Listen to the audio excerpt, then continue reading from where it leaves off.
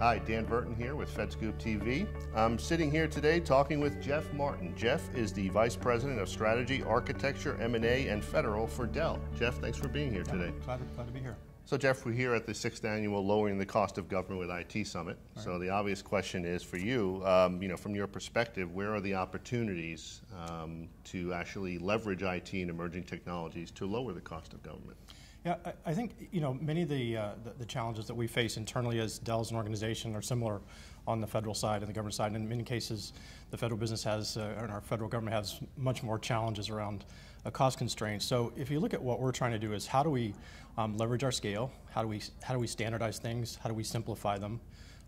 We're driving towards virtualization and standardization, and that's really helping to lower the costs both for us internally.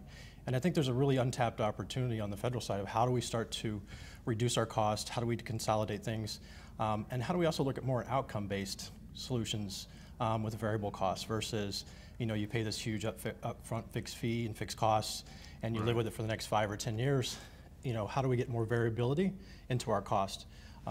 We're doing that internally. How do you pay by the drink or consumption-based? And I think there's a real opportunity on the federal side as well to move towards more of a pay by the drink as things go up and down, the costs go up and down versus paying a huge fixed cost. What role has open data played in the past year in your mind in driving efficiency and value? Data has always been a challenge, I think, both for organizations internally as well as the government.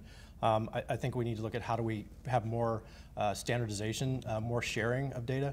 If you look at some of the countries outside the U.S., I've spent a lot of time on the international side. Many of the governments and agencies have standardized customer data, whether it's for tax reasons. You look at countries like Brazil and others, they've really started to standardize the customer, how that is exchanged, what the data is there, and that's provided them a lot of leverage on that side. And I think there's a real opportunity on the data side. How do we start to standardize that with citizens across the U.S. And get better use of that information, and also make sure it's accurate and correct. Mm-hmm. Data's of no use if it's not valid and correct.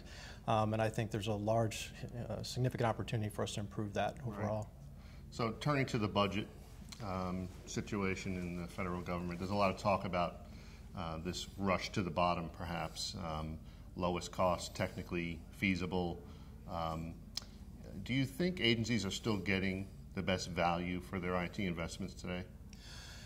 I think there may be some areas where they're getting the best value. I think the better opportunity is how do you look for more of the outcome-based value that you get out of it versus the actual true cost. I think there are many situations where they're looking at it from a best cost, and it may look like a best cost in the beginning, but when you look at the duration over the life of the project or of the asset, it may not necessarily be best cost. Mm-hmm. So again, I think there needs to be more drivers. I think look at how does the government contract with vendors and providers, and really drive more towards a solution and a more outcome-based. Right.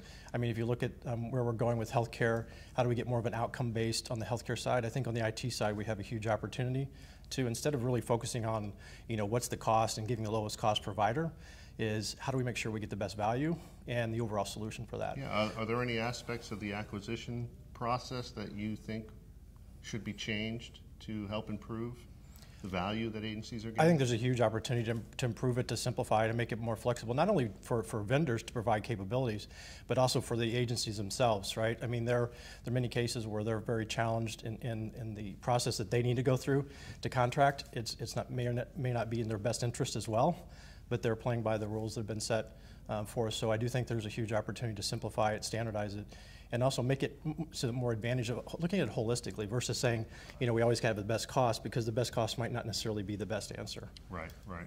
Let me ask you to take out your crystal ball and look 5, maybe 10 years into the future. What will the federal IT ecosystem look like, and will it cost less or more? I think it has to cost less. If you look at the current trajectory, the overall cost structure is significant. If you look at some of the Gartner research and IDC, you look at the value that's potentially there over the next 5 or 10 years, we have to take action against it.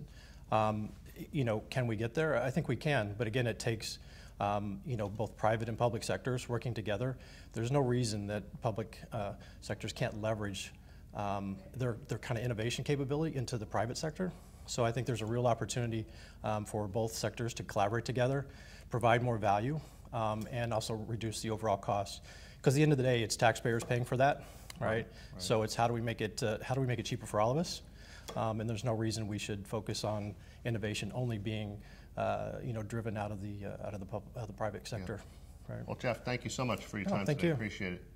You've been watching FedScoop TV. I'm Dan Verton. Thanks very much.